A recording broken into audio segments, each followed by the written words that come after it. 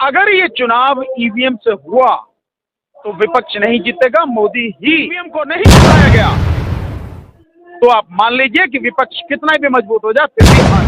BJP में आज की तारीख में मोदी से बड़ा माफिया कौन? कब्जा कर रखा, लोग बोल नहीं सकते उसके सामने, किसी को बोलने नहीं दिया जा रहा, इससे बड़ा माफिया ईवीएम से चुनाव होगा तो मोदी को कोई नहीं हरा सकता। मैं लिख के दिया जा रहा हूँ 400 की बात कर रहे हो, 415 उसको आए राजीव गांधी के जमाने में 415 से ज्यादा लेके आएगा। हालत होनी है किसी की कल्पना में नहीं।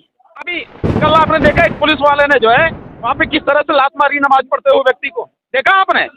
ये दिल्ली में है जहां सुप्रीम कोर्ट है, जहां हाई कोर्ट है, जहां केंद्र सरकार है, जहां राज्य सरकार है, जहां सारे आयोग हैं, वहां एक पुलिस वाला नमाज पढ़ते हुए व्यक्ति को लात मार रहा।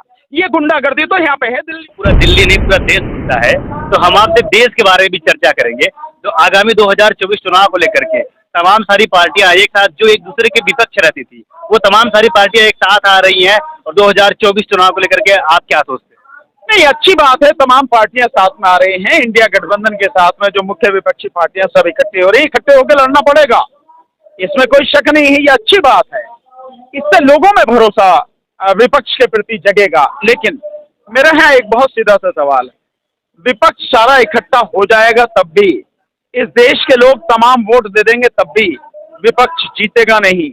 मैं यही शब्द कह रहा हूँ, मुझे कोई शक नहीं है, मैं यकीन के साथ कह रहा हूँ विपक्ष जीतेगा नहीं। बहुत बड़ी बात, बिल्कुल बड़ी बात मैं बोल रहा हूँ, क्योंकि मुझे मालूम है अगर ये चुनाव ईवीएम से हुआ तो विपक्ष नहीं जीतेगा, मोदी ही जीत कर आएंगे, बीजेपी की सरकार बनेगी और उसके बाद तबाही तबाही है। मैं ये तो यहाँ तक कह रहा हूँ। सो विपक्ष को जो काम करना चाहिए, अपने आप को तो सारी विपक्षी पार्टियों को जोड़ना जरूरी है, जोड़ रहे हैं, अच्छी बात है, जोड़ें। इसके साथ साथ ईवीएम के खिलाफ सड़क पर लड़ाई उन्हें लड़नी पड़ेगी। अगर ईवीएम के खिलाफ लड़ाई नहीं लड़ी, ईवीएम को नहीं हटाया गया, तो आप मान लीजिए कि विपक्ष कितना भी मजबूत हो जाए फिर भी हारेगा, जीतेगा नहीं। ईवीएम को हटाना बहुत जरूरी है। सर, अब लगातार ईवीएम को लेकर के विरोध करते रहते हैं, लेकिन हम अमूमन देखा जाता है कि पार्टियां जब चुनाव हो जाती है उसके बाद केवल 15 दिन या 1 महीने उसको लेकर के चर्चा करते रहती है, फिर ये विपक्ष के लोग भूल जाते हैं क्या चुनावी। देखिए, हम विपक्ष की बात नहीं कर रहे, हम तो विपक्ष से ये कह रहे हैं कि आप विरोध करो। ये जो सवाल आप उठा रहे हैं बिल्कुल जायज सवाल है आपका। विपक्ष को इस बात को समझना चाहिए कि वो क्यों हारे। विपक्ष के पास वोटों की कमी नहीं है। पिछले चुनाव में 2019 के चुनाव में सारी तिकड़मों के बाद भी विपक्ष के पास में 62% वोट है, 62% वोट, और अब वो सारा विपक्ष इकट्ठा हो रहा है, तो विपक्ष को कैसे हरा सकती है? लेकिन क्योंकि विपक्ष इकट्ठा हो रहा है, 1 to 1 फाइट होगी, ईवीएम से चुनाव होगा, सेटिंग के माध्यम से प्रधानमंत्री मोदी जो है बेईमानी करके जीत के आएंगे, आप कुछ नहीं कर सकते। सो इलेक्शन के तुरंत बाद ईवीएम पे हल्ला मचाने की जरूरत नहीं है। ईवीएम को हमेशा के लिए खत्म करने के लिए लगातार आंदोलन करने की जरूरत है, जिस तरह से हम लोग कर रहे हैं। 2019 से 30 मई 2019 से हम लोग लगातार ईवीएम के खिलाफ आंदोलन कर रहे हैं, और जिसका नतीजा यह है कि आज ईवीएम की आवाज पूरे देश भर में लोग इसके विषय में चर्चा कर रहे हैं, ईवीएम का विरोध कर रहे हैं। लेकिन लोग विरोध कर रहे हैं, सामाजिक संगठन विरोध कर रहे हैं, पर विपक्षी पार्टियां जिनकी जिम्मेदारी सबसे ज्यादा विरोध करने की, वो नहीं कर रही। ये दिक्कत। सर, क्या विपक्षी पार्टियों को अभी तक यह भरोसा नहीं हो पा रहा है क्या कि जो है ईवीएम में कोई गड़बड़ी है?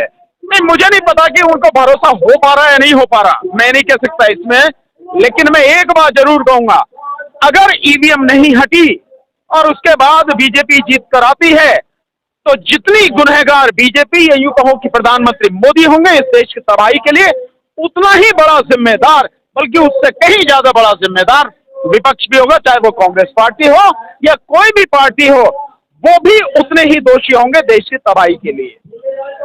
सर, हमने सुना था कि इसके पहले आप समाजवादी के राष्ट्रीय अध्यक्ष अखिलेश यादव से भी मिले थे इसको ईवीएम को लेकर के, तो उनका क्या प्रतिक्रिया था, वो क्या बोलते? नहीं, देखिए, मैं माननीय अखिलेश यादव जी से मैं मिला, इसके ईवीएम के विषय में मैंने चर्चा की और मैंने कहा, और आप देखेंगे कि आज की तारीख में विपक्ष जो भी बोल रहा है, शायद अखिलेश यादव जी सबसे ज्यादा बोल रहे हैं इसके विरोध में, लगातार बोल रहे हैं।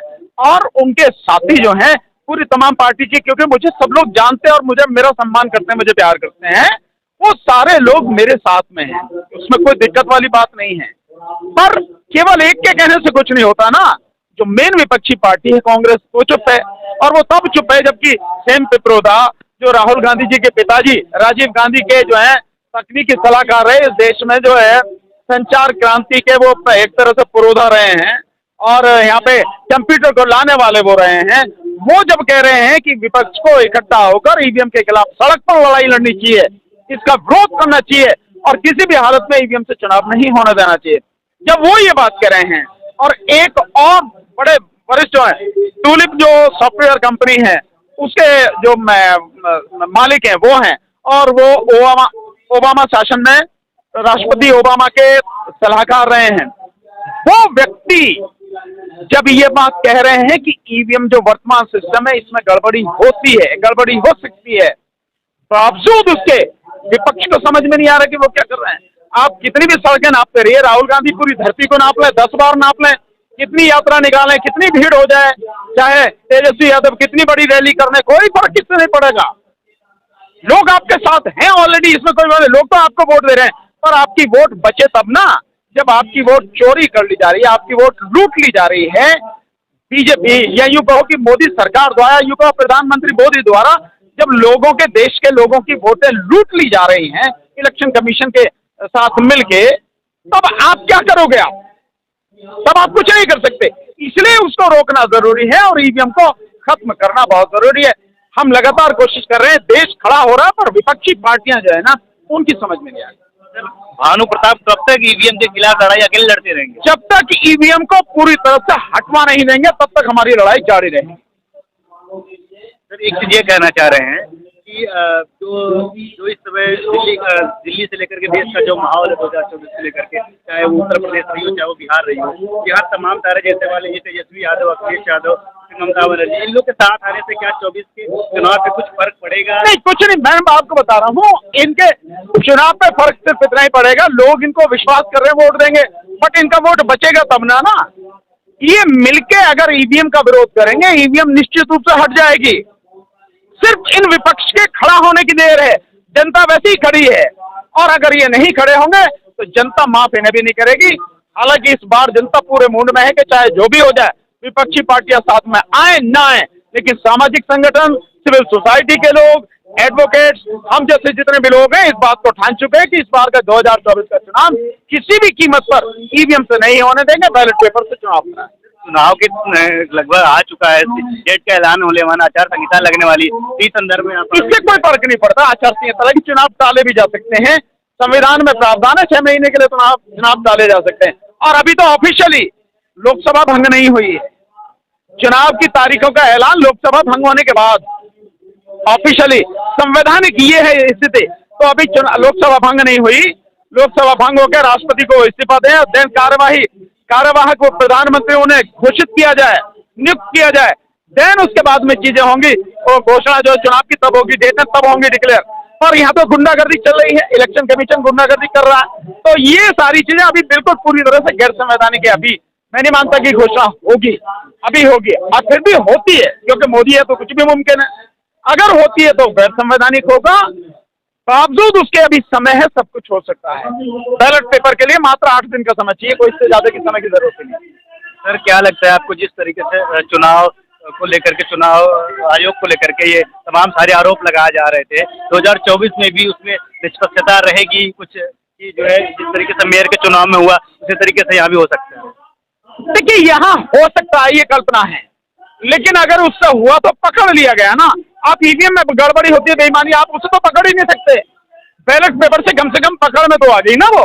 और केवल ईवीएम का हटना ही एक मुद्दा नहीं है, मुद्दा और भी है, केवल ये नहीं। एक मुद्दा ये भी है कि चुनाव इतने चरणों में होता क्यों? देश के पास में संसाधन है, लोग हैं, पैसा, किसी चीज की कमी नहीं है, पूरा चुनाव एक ही दिन में क्यों नहीं होता? तो पूरा चुनाव एक दिन में कराया जाए और चुनाव वोट पड़ने के 5 घंटे बाद काउंटिंग शुरू की जाए। लगातार कहीं कोई किसी तरह की गड़बड़ी की आशंका ही नहीं रहे, सबको खत्म किया जाए। इलेक्शन कमीशन को ये करना पड़ेगा, लोगों को इस बात पे खड़ा होना पड़ेगा। और इसके साथ साथ आप सीसीटीवी कैमरे लगाओ सारे, उसमें पोलिंग स्टेशन में, बूथ में लगातार सीसीटीवी कैमरे लगाओ, आपको क्या दिक्कत है? कोई पैसे की कमी तो है नहीं सरकार के पास में। अगर वीवीपैट के लिए, अकेले वीवीपैट के लिए 3,568 करोड़ रुपए दिए जा सकते हैं, तो सीसीटीवी कैमरे लगाने में क्या दिक्कत है? लगाओ आप, सब जगह है नहीं है। तो एक नहीं कई चीजें हैं उन सब चीजों के साथ में ये सारा काम करना पड़ेगा। और जहां तक इलेक्शन कमीशन जिस तरह की गुंडागर्दी पर उतरा हुआ, मैं यही शब्द इस्तेमाल कर रहा हूं, जिस तरह की गुंडागर्दी पर उतरा हुआ है, गैर संवैधानिक काम करने का वो प्रयास लगातार कर रहा है, सरकार का सहयोग कर रहा है। इस देश की जनता मालिक है। और आज की तारीख में आप भी देख रहे हो, आप तो पत्रकार हैं, लगातार देखें, 90% जनता नहीं चाहती कि ईवीएम से चुनाव हो। देश की स्थिति ये है। सो जब इतनी बड़ी संख्या में जनता नहीं चाहती तो इलेक्शन कमीशन या सरकार क्यों जबरदस्ती ईवीएम के माध्यम से चुनाव थोपना चाह रहे हैं? और अगर ये होगा तो विरोध होगा, और विरोध बहुत जबरदस्त होगा। मैं बताए दे रहा हूं कि विरोध इस बार, अगर इलेक्शन कमीशन अपनी गुंडागर्दी को बंद नहीं करेगा, इलेक्शन कमीशन जबरदस्ती करेगा ईवीएम से चुनाव कराने का, तो पूरे देश में जबरदस्त विरोध होगा इस बात का। सरकार ये भी कह रही है कि अगर बैलेट पेपर से चुनाव कराया जाए तो जो क्षेत्रीय, जो एक तरीके से कह सकते हैं जो माफिया होते हैं, वो उनको उनका कब्जा रहता है, दबदबा रहता है। ये बिल्कुल झूठ है। मोदी से बड़ा माफिया कौन होगा? बीजेपी में आज की तारीख में मोदी से बड़ा माफिया कौन है? वह हर जगह कब्जा कर रखा, लोग बोल नहीं सकते उसके सामने, किसी को बोलने नहीं दिया जा रहा। इससे बड़ा माफिया क्या होगा? और ये जो दलीलें दी जा रही हैं कि बूथ कैप्चरिंग होती, आपने ईवीएम में जो बूथ कैप्चरिंग नहीं देखी है? आप वीडियो आ रही हैं, आप देख रहे हैं कि एक व्यक्ति खड़ा हो वहां पे और वोट डालने गरीब आदमी जा रहे हैं, वहां से उसने प्रिजाइडिंग ऑफिसर ने बटन दबाया और वो जो वहां पे खड़ा वो डालने नहीं दे, वो कह रहा डल गई, वही अपने आप बटन दबा दे रहा। क्या ये बूथ कैप्चरिंग नहीं है क्या? बूथ कैप्चरिंग कहीं भी हो सकती है, लेकिन आज की तारीख में वो जमाना नहीं है जैसे पहले बूथ कैप्चरिंग होती थी। यहाँ तो पूरा इलेक्शन ही कैप्चर कर लिया जाता है, पूरा का पूरा इलेक्शन। सो आज, और बूथ कैप्चर कितने हो सकते हैं? 100, 200, 500, 1000, 2000, 10,000, 20,000, इससे ज्यादा नहीं हो सकते। लेकिन पूरा इलेक्शन ही आप कैप्चर कर ले रहे हैं, पूरे इलेक्शन को आप मतलब जैसे चाह रहे हैं मैनिपुलेट कर रहे हैं। ये दिक्कत, ये ज्यादा खतरनाक स्थिति है। एक तरफ जो है जाति जनगणना का भी मुद्दा चल रहा है देश के अंदर। ये कांग्रेस, राहुल गांधी ने भी कहा कि जाति जनगणना होनी चाहिए, तो आप इसको किस तरीके से? नहीं, जाति जनगणना होनी चाहिए, लेकिन आप क्यों मांग कर रहे हैं? मैं ये नहीं समझ पा रहा कि जाति जनगणना वाले जो मांग क्यों कर रहे हैं, किस बात की भीख क्यों मांग रहे हैं यार? ये आपकी जाति का गणना नहीं करेंगे, किसी कीमत पर नहीं करेंगे। अगर बीजेपी सत्ता में रहती है, आप कुछ भी कर लो आप, तो आपको ये चीज समझने की जरूरत है। और जब ये चीज सही है तो काम आपको ये करना कि सत्ता आप कैसे उनसे छीन लें, वो काम करो। और सत्ता आप उनसे जब भी छीन सकते हैं कि जब ईवीएम हट जाएगी। ईवीएम हट जाएगी तो बीजेपी ढेर हो जाएगी, पूरी तरह सुपड़ा साफ हो जाना। 400 की बात कर रहे हैं मोदी जी, 40 सीटें नहीं ले पाएंगे अगर ईवीएम हट जाती है तो। जब अपनी सरकार बना के आप जैसे चाहो गिनती कराओ, कहीं कुछ भी, क्या दिक्कत है आपको? लेकिन ये मांग करना, मेरी समझ में ये मांग नहीं आती है। मुद्दा बिल्कुल सही है, जातिगत जनगणना होनी चाहिए देश में। जब जाति के नाम पे बाकी सारी चीजें होती है तो गणना भी होने में क्या दिक्कत है? होनी चाहिए, लेकिन मांगना, भीख मांगना, मैं इससे सहमत नहीं। मैं इससे सहमत। बिना ईवीएम के जो है उससे जो है विपक्ष पार्टियां जीत नहीं सकती अगर ईवीएम से चुनाव होगा, तो आपको एकदम? हाँ, निश्चित रूप से अगर ईवीएम से चुनाव होगा तो मोदी को कोई नहीं हरा सकता। मैं लिख के दे रहा हूँ। 400 की बात कर रहे हो, 415 उसको आए राजीव गांधी के जमाने में, 415 से ज्यादा लेके आएगा, आप कुछ नहीं कर सकते। और उसके बाद जो एक साल में देश की हालत होनी है, किसी की कल्पना में नहीं। अभी कल आपने देखा एक पुलिस वाले ने जो है वहां पे किस तरह से लात मारी नमाज पढ़ते हुए व्यक्ति को, देखा आपने? ये दिल्ली में है, जहां सुप्रीम कोर्ट है, जहां हाई कोर्ट है, जहां केंद्र सरकार है, जहां राज्य सरकार है, जहां सारे आयोग हैं, वहां एक पुलिस वाला नमाज पढ़ते हुए व्यक्ति को लात मार रहा। ये गुंडागर्दी तो यहाँ पे है दिल्ली में। आप इसका अंदाजा लगा लीजिए कि जब उनकी सरकार आ जाएगी तो वो क्या करेंगे। कत्लेआम नहीं करें आपका तो आप नाम लिख देना, नाम बदल देना हमारा। बहुत बुरी हालत होने वाली है। तो इस तरह इसको समझेंगे तो राहुल गांधी गारंटी दे रहे हैं कि हम अप्रेंटिस ये करेंगे वो करें। अरे तेरी गारंटी का क्या होना है यार, मेरे पहले जीत के आओगे तब ना, जीत के तुम आने नहीं। अगर ईवीएम से चुनाव होना तो गारंटी क्या करोगे? गारंटी दो तो उस सब गारंटी को पूरा कर सको, उसके लिए पहले काम करो आप। और वो काम यही है कि ईवीएम को हटाओ आप। ईवीएम का कुछ नहीं होने वाला है। Senior advocate Bhanu Pratap sir, हमने इनसे बात किया और इनसे जो है चुनाव के लेकर के 2024 को लेकर के सारी बातें जानने की कोशिश की। तो बने रहिए हमारे साथ, मिलते हैं किसी नेक्स्ट वीडियो में नए खबर के साथ। अब तक के लिए बहुत बहुत शुक्रिया।